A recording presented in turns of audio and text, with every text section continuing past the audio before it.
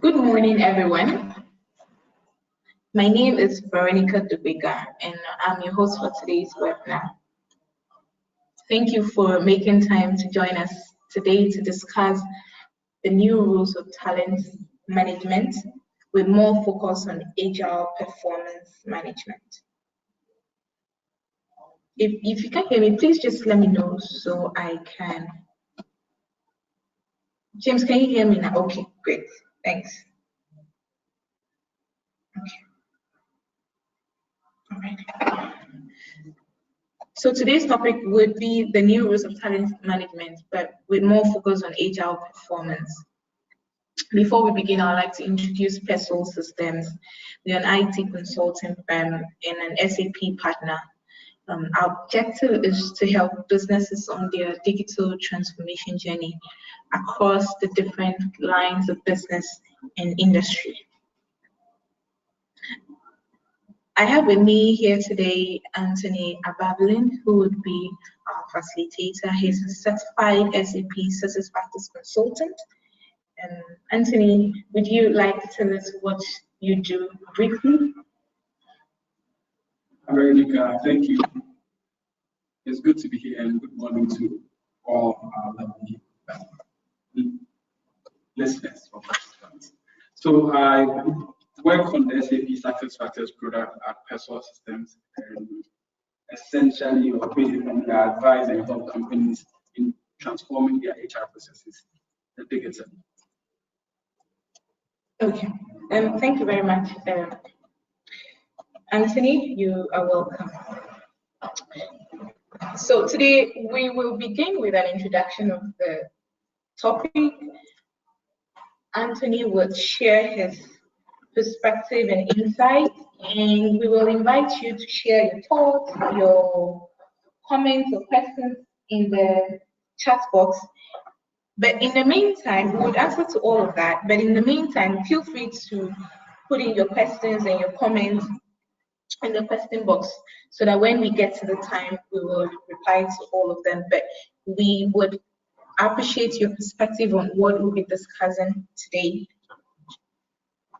Today's topic has been a trending discussion for all sectors. This is because digital transformation is becoming a necessity for business growth as well as talent management. So the changes in HR has been a long time coming, in fact, long overdue. And it has become evident that technology and our customers do not only influence our products and services, but most importantly, how we operate and the resources that deliver the services. So this means that our customers alone do not shape what we do, but they also shape how we operate. Now the topic is on agile performance management. And agile innovation methods have transformed information technology. Agile used to be known in the past 25 to 30 years, used to be known for software development, and it has greatly increased the success rate in software development, improved the quality and speed to market, and boosted the motivation and productivity of IT firms now. That being said, we are now trying to talk about agile in human resource. So it means that agile has evolved to new values and is also radically changing other sectors. And Anthony would take us through agile performance, and the difference is in from the software to what it is doing for other sectors right now. Now, I'm very super excited about this topic, not only because we're seeing the changes already in companies that are transform their HR processes, but it is also a gap. It is bridging the gap for companies who are adopting digital transformation. Companies who are enabling their employees are bridging this gap because HR touches every aspect of the business. And companies that have adopted the agile talent practices, for which we'll discuss and share some examples along the way, are giving thought are giving a lot of thought on how they treat their employees. In fact, in some cases, employees are being treated like customers. And now employees are being involved to design the processes that are meant for them. And that being said, it means that people are less likely to resist change because they have a hand in shaping the space. And so, just an overview of what we'll be discussing along the line, and Anthony will help us a lot more in sharing his perspective and his insights. So that being said, Anthony, we're hearing Agile in Industry 4.0, we're hearing Agile now in human resource. What then is Agile? What is Agile?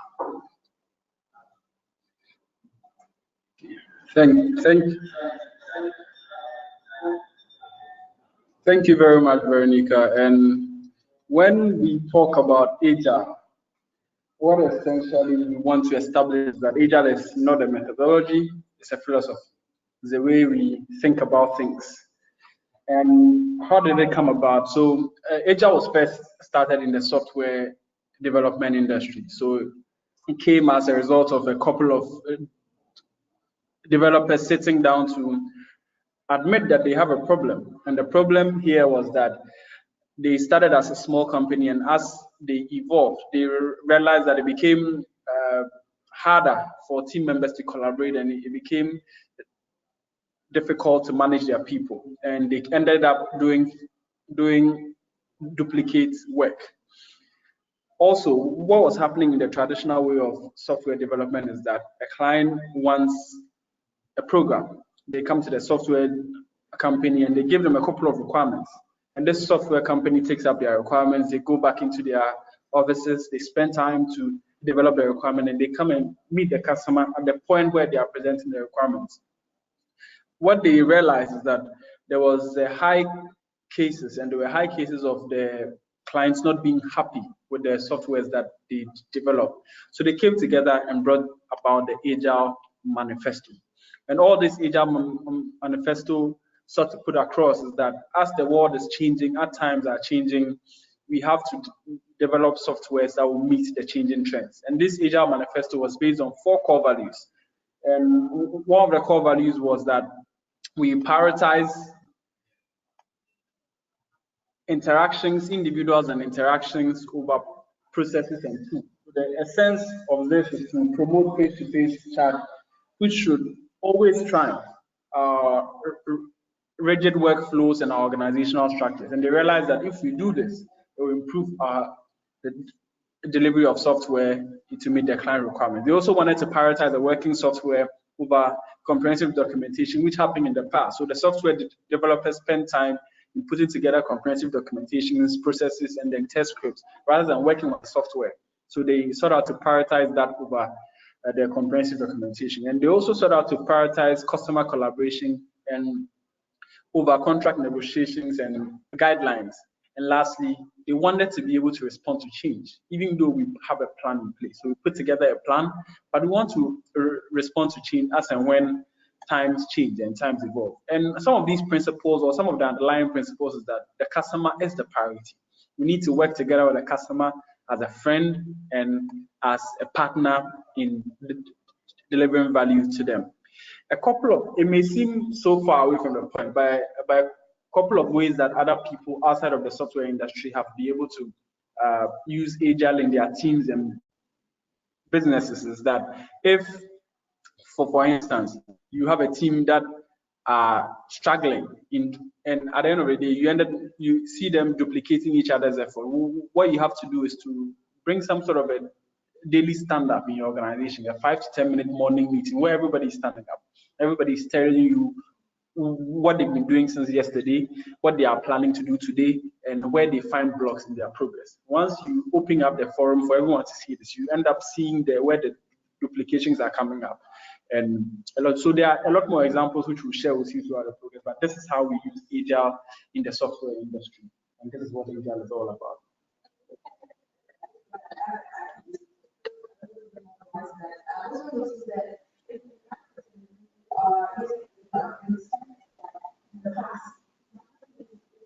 Other business. Now, for example, logistics, it involves finance, it involves the people to ensure that we do the best, how these things are done faster. So that means that Agile fosters collaboration, continuous interaction, and fast results at a very, very fast pace.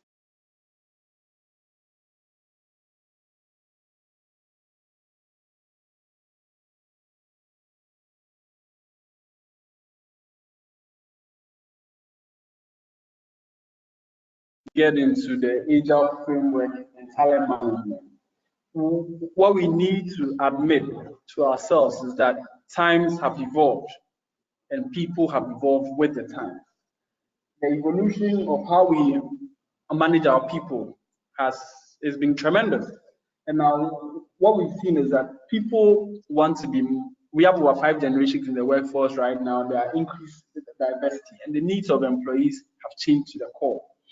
This is making employees crave very, very minute things like us not giving them a full-blown task to do, us being able to break down the tasks they have to do into small, minute ones that they can follow. They also want to be able to see their task on the go, and essentially, they want engagement. They want to feel loved, and they want to feel all those things that they feel when they are with their friends.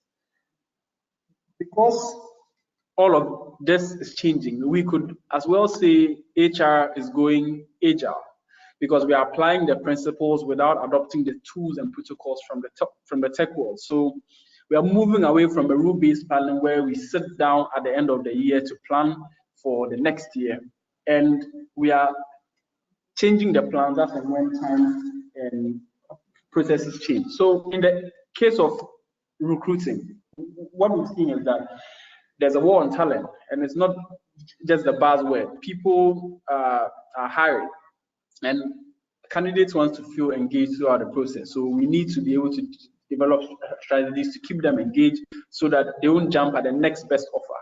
We are keeping them engaged throughout the process to be able to get them. In the case of learning and development, we realize that learning is also continuous. People don't want to go for the once every month trainings or the once every year trainings. They need the content, and they want to be able to get the content as and when they need it. And in the area of performance management, it is no secret that performance management has seen the most improvement or the most paradigm shift when it comes to the Agile methodology. And companies that are most effective in adopting Agile practices are the people who are reaping the benefits of Agile. So we have also moved from the traditional way of managing performance, where we wait till the end of the year before we appraise employees, to a more radical and a more intuitive performance management approach. So these are just a few ways that the Agile concept is getting into our Agile space. So, one of the things that I have heard the first time, technology has to organization.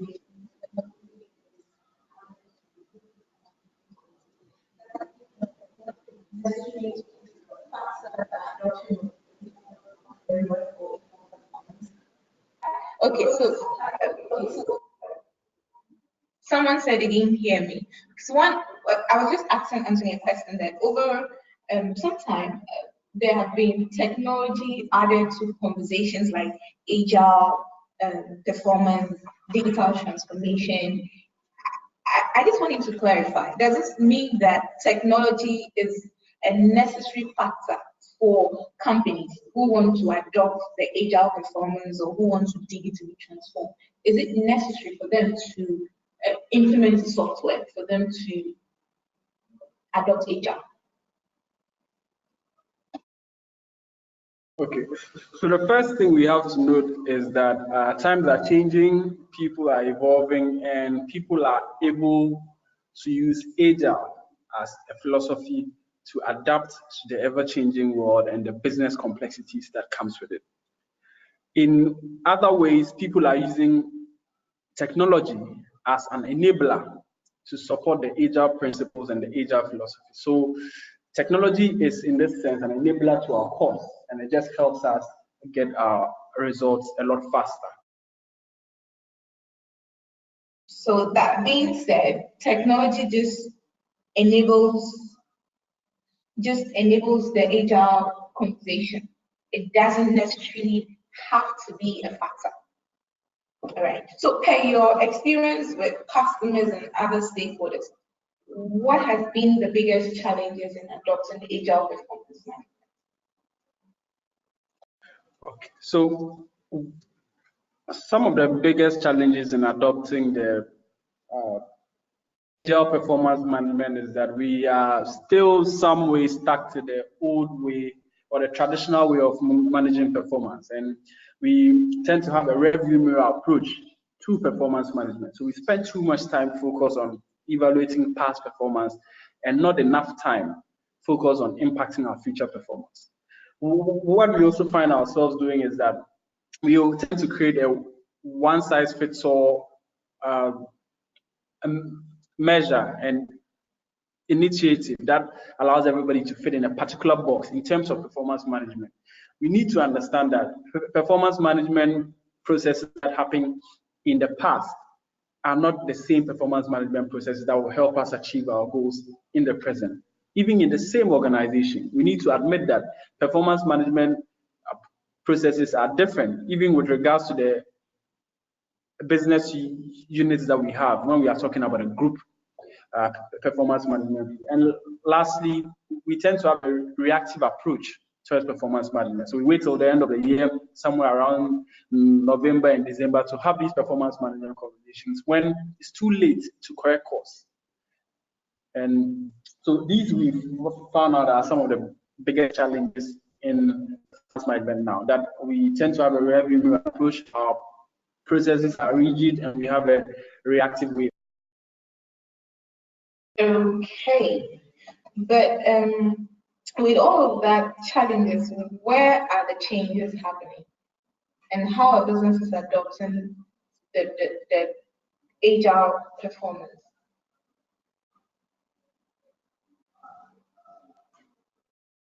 So the changes are, I mean, as I indicated earlier, performance management has seen the most robust and the most rigorous transformation when it comes to the changes and in regards to the agile philosophy. So with regards to performance management, we've seen that people are shying away from the annual end of year appraisal, where we only appraise our employees just once, because people are working in a lot more volatile environment. People are working on projects, people are working on teams, and performance management is being performance appraisal is being done a lot more frequently than it should be done, and that is helping in bringing the results.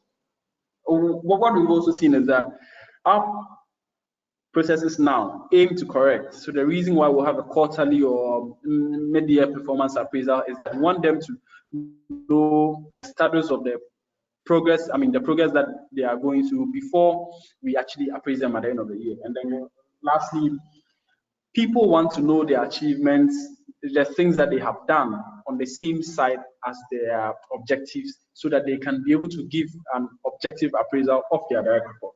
And that are some of the things that they are doing in the area of performance appraisal. Within the area of performance appraisal, people are also electing to evaluate their competencies or their behaviors on a different form as they want to evaluate their objectives, or people are deciding to merge it. So there's a lot more flexibility in the area of performance management depending on company culture. In the area of coaching, there was a time where people there were sayings that he's a natural born coach, he's gifted. People have admitted that coaching can be learned, coaching can be acquired, great coaching can be acquired, and people have also taken the pain to ensure that they have learning sprints in their organization. So it's not enough to give them coaching. What we have to further go on to do is to ensure that we have a frequent, or we have a deliberate attempt to ensure that quarterly, on a quarterly level, on a monthly level, these people are trained how to coach people. Other organizations are even hiring the professional coaching experts to be with them as full-time employees and ensure that their managers get the appropriate coaching that they need, because the seasonal management training has been able to establish that when you give people great coaching, they in turn give others great coaching, and that within the coaching space have transformed. So let's talk a bit about the teams and how Agile has transformed teams, putting together teams and managing teams. And let's use the Scrum part of Agile as an example. So Scrum in Agile essentially came out from the game rugby, where people, the game is called to a halt when people come to a cluster, or when people gather together. So what essentially we are using this to do is to see that there's value in putting people together, and there's value in creating an environment that people will be able to interact with themselves, people will be able to get the appropriate feedback that they need, because some of the employees crave their peer validation. We need to empower employees to give each other feedback. We need to train them on how to give appropriate feedback, and we need to create an environment where it's not hostile and everybody can be free to innovate and everybody can be free to excel in our regard. So these are quite a few ways that the Agile concept or the Agile philosophy is affecting our performance management. So that perspective and so one of the things I was going to ask, but you partially answered, and you can still emphasize, is the fact that technology, we've accepted the fact that technology is transforming how business interacts with their employees. In what way specifically is it transforming in terms of HR? We've talked about performance, we've talked about coaching. Does the technology aid in the coaching? In what way is it really transforming these interactions? So what I've come to see, or what I've come to realize in this short time, is that companies are leveraging on technology to solve their people problems. So gone were the days where technology is almost always IT driven. It's IT that is asking for new solutions, it's IT that wants A and B. Now we've seen in very, very distinct instances that HR are the drivers of this technology. HR want technology that will help them to manage their people. HR want to own this technology. And this, even IDC, the IDC market space research of last year alludes to the fact that almost all the time, technology is the difference between people, organizations that thrive, and organizations that are lagging behind the curve.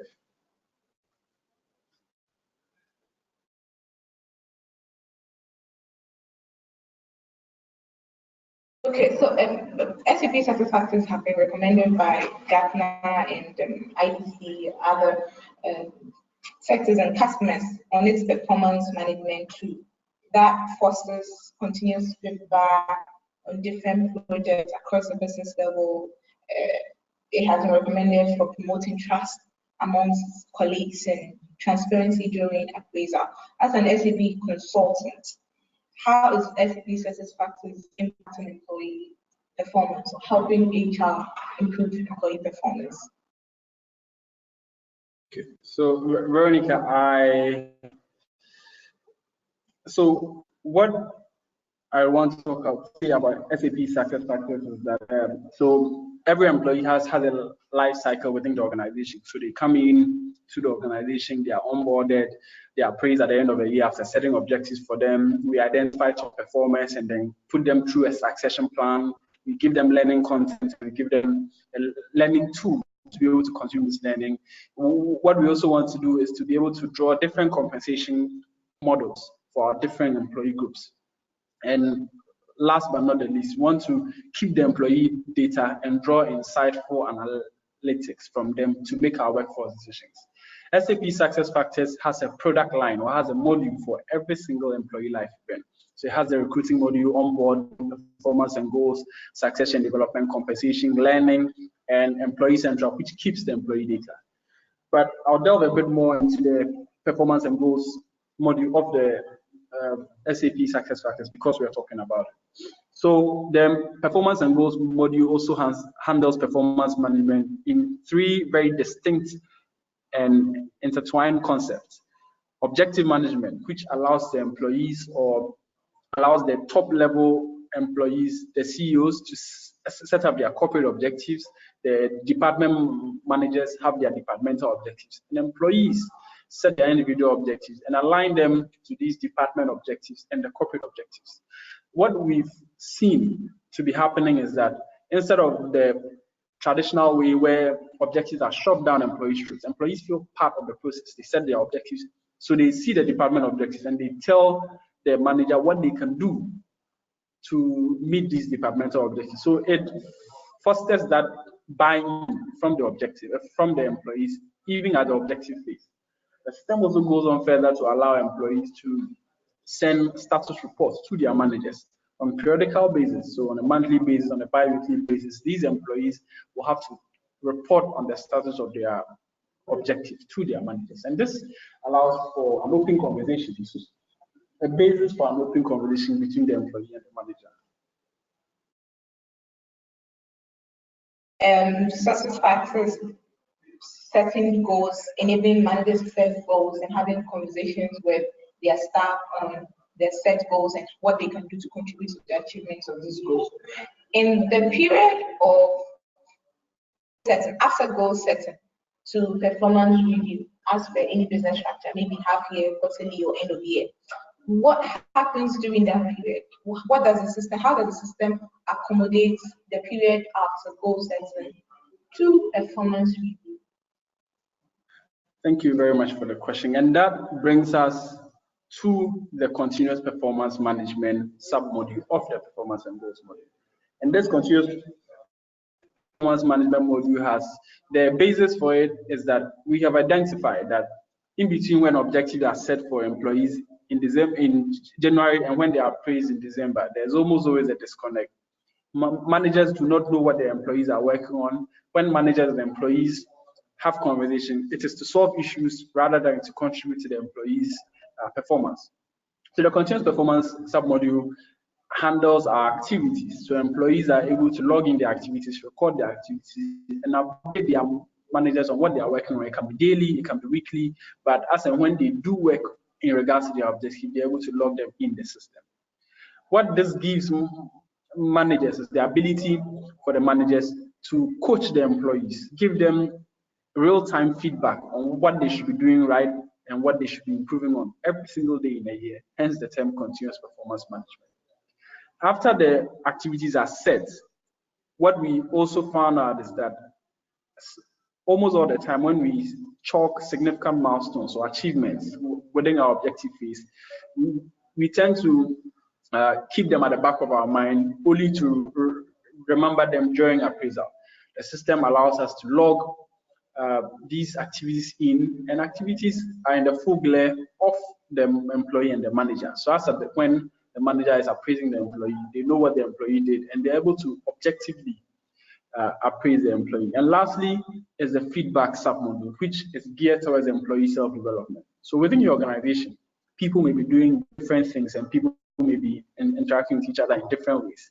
We need to give them a platform where anybody can solicit feedback from anybody and anybody can give feedback to anybody. And this is what happens within the part where our objectives are set, or what happens after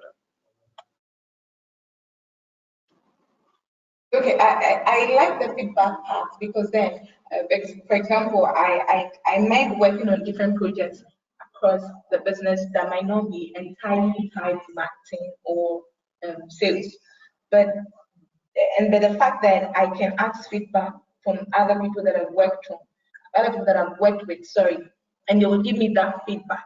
So imagine me having feedback from my customers, from suppliers, from internal team members. What does the system do with all this feedback collected? What's the impact of the system collecting feedbacks that are requested for? And that is where we get to in the third submodule within the performance and goal solution, which handles our performance appraisals. And it handles performance appraisals in many forms. So your feedback that you have collected when is an achievement also pulls through to the performance form, so that at the end of the year, when you are being appraised, your manager says that or sees that on objective A, these are the achievements that you have chalked. And what are people saying about these achievements? So if you say you organize an event and you did this event with somebody in the marketing department, the person feedback will be requested from the person in marketing department, and your manager will know in real time what the person thinks about your work and their assessment of your work. On the 360 review part of the solution, what that allows you to do as an employee and manager is to pick up an employee and send a 360 feedback on the employee. And this may be to the customers, and this may also be to your direct reports or your employees. And at the end of the day, when the feedback is collected, it tells you, it gives you the blind spots and the hidden strengths of an employee. So say in an area of integrity or in a competency like integrity, you send the feedback across and the employee thinks he's a 1 and every other person thinks he's a 5. This is clearly a blind spot, or this is clearly a hidden strength that you need to be able to address the employee about. And these are what the feedback index, how it affects our end of year appraisal. Before I ask my last 2 questions to Anthony, I would like to ask participants before we open the room for conversation to share your perspective about Agile, those of you who are already practicing the Agile performance management, or in what way are you implementing Agile and what has been your experience so far, so that you can share those comments with other people to also learn from. So with Anthony, back to you again. With all your experience as an SAP success factors consultant and advising businesses on transforming their HR process, what has been the aha moment for your customers? What has been the moment that wowed them?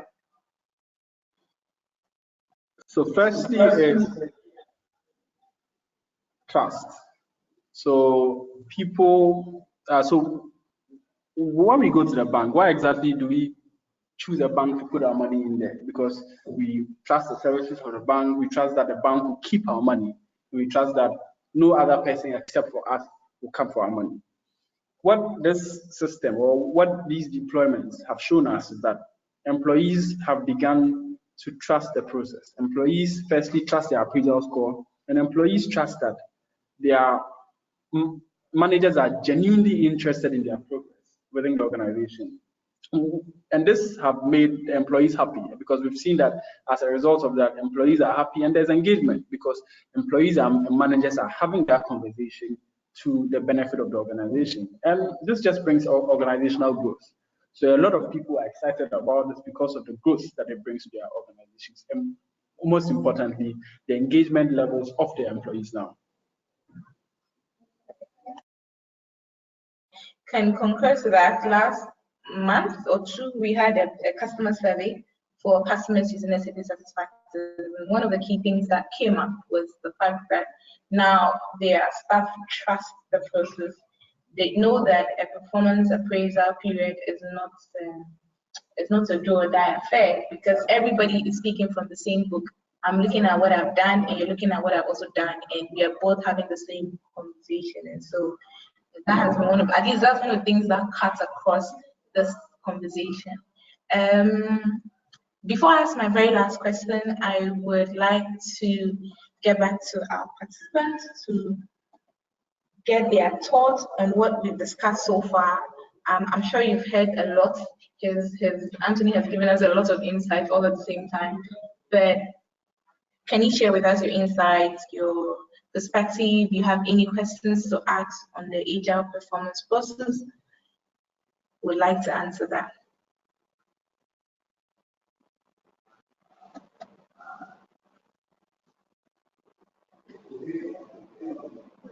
So I think so. Someone is asking, all the success factors conversation, is it a software and can they see it? Okay, yes.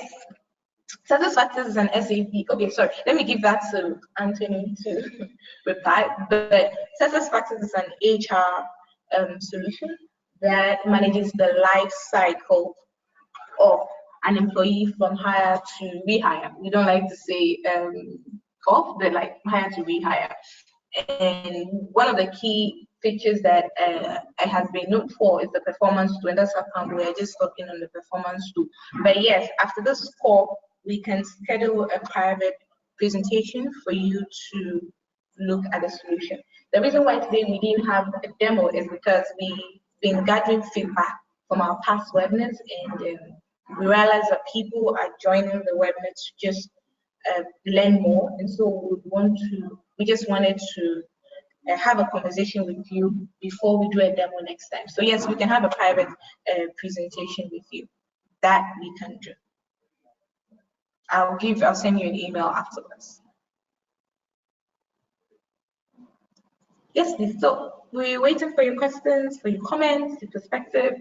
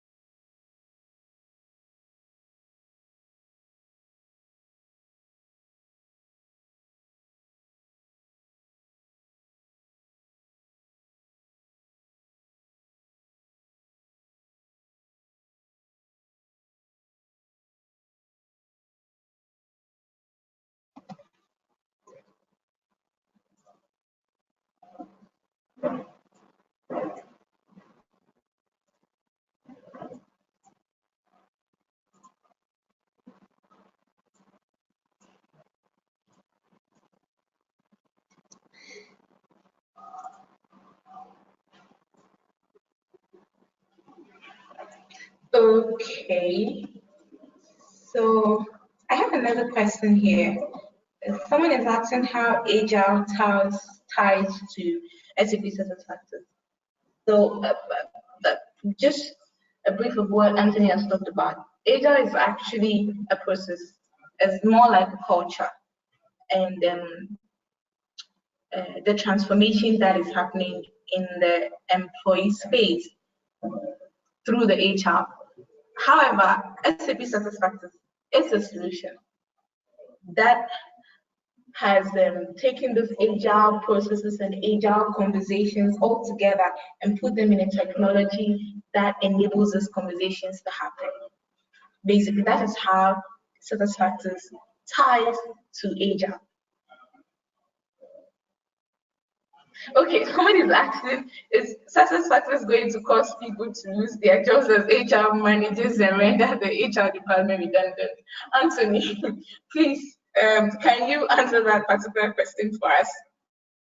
So that's a very interesting question, and to be honest, we get that a lot because people have expectations. So firstly, we need to manage the expectations. So firstly, I'll say that in all of our deployments, we have something we call organizational change management because we recognize that we are working with a solution that touches every employee in the organization. Hence, we need to prepare them to meet this change which will come. What we tend to do even before this organizational change management to the employees is that we address with the stakeholders, or we meet with the stakeholders and tell them that these are the capabilities of the solution. This is what the solution will do. The solution will make your work as an HR manager easier. So if you are spending 4 hours of your time every day ensuring that people enter the right data, the employees will enter the data themselves. So that will give you 4 more hours to do analysis of the data, or that will give you 4 more hours to use this information from the data to draw strategic policies or guidelines to which employees can become happy. So we are not taking your job away, we are giving you more time to do other things. And in organizations where people are hired specifically for this data entry job, what we advise at the beginning of the project is that let's train them in other areas like data analysis, people analytics, and other areas so that they can be more impactful in the organization rather than to lay them. So we are not taking your jobs away, but we are giving you an upgrade or a lot more work. Thanks for that answer, for letting me off the hook. So someone is also asking, can a company in a remote area use success factors? Yes. Okay. Yes, they can. A company in any part of the world can use SAP Success Factors because it's a cloud-based solution and you don't need to buy any infrastructure to deploy the solution. You can access the solution from anywhere as long as you have internet and on your mobile phones. And before you ask, or before you say our internet is not that good in the office and you may have to buy a lot more bandwidth, no. The same internet that you can access Facebook with or google.com with is the same internet that you can use to access SAP Success Factors. So you can access SAP Success Factors from any part of the world. Okay, so someone is also asking, why choose Agile over other performance testing tools? It would be nice to share the other performance testing tools that you have used so that we can do a good comparison. Do you mind? Let me try to talk around. So what the whole concept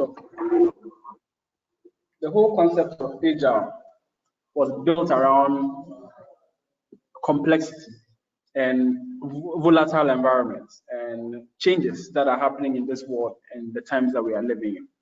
So if the changes stop, then we'll stop using Agile. But once the changes are in progress, I think that we, even as people in this life, should be able to take new information and revisit the decisions that we take in life. And that is what we are doing with this performance management system. We've seen that people need engagement, people want to see their tasks, people want interactions with their managers. And this SAP Success Factors solution is helping with that.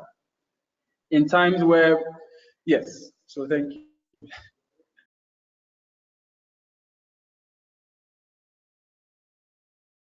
5 minutes before we still have 5 minutes before we go off. So we still welcoming questions and insights and comments. It doesn't have to be a question. You can share your comments on what you're doing differently so that we learn from each other.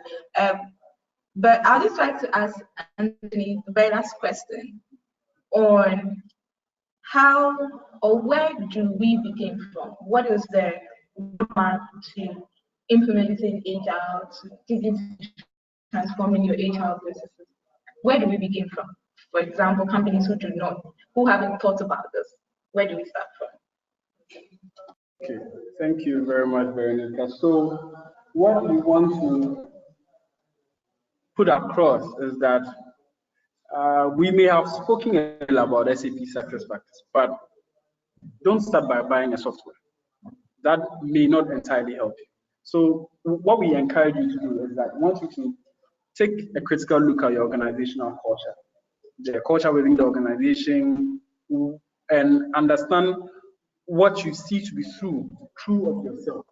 You review your organizational culture, and you can even intend do a readiness assessments, understand what people want, understand how people see things, and if possible, some level of training should be administered to employees to bring all of them to the same wavelength and let all of you see from a particular viewpoint.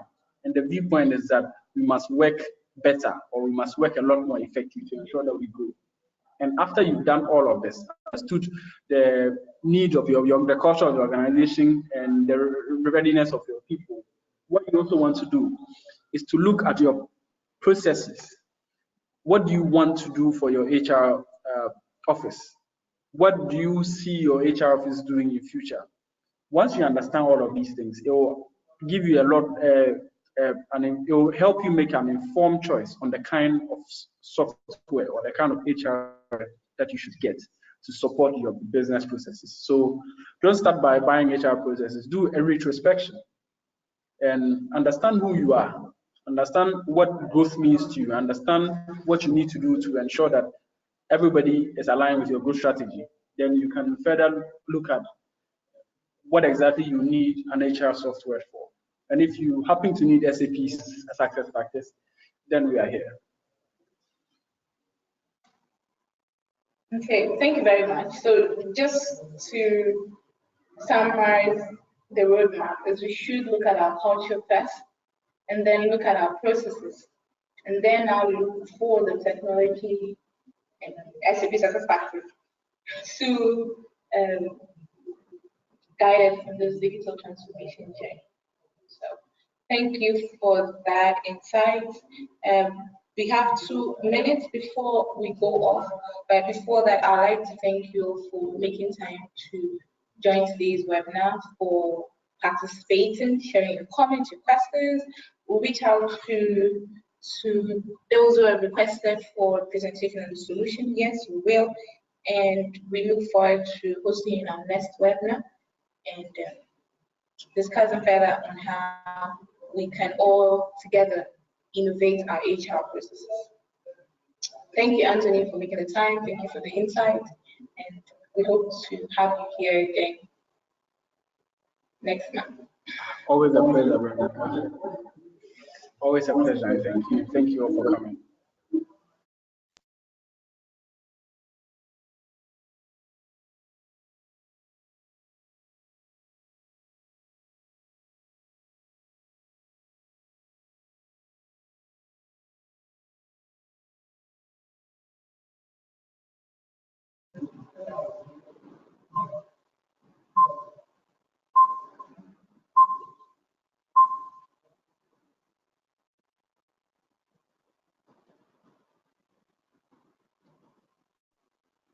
Okay, so we'll end in the next 1 minute.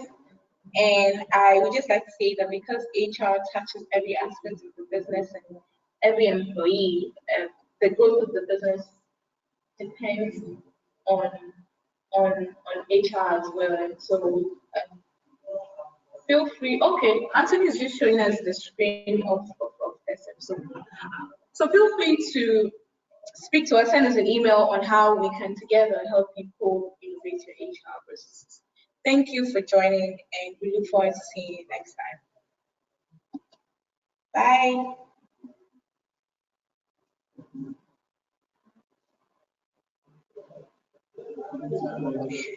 Bye.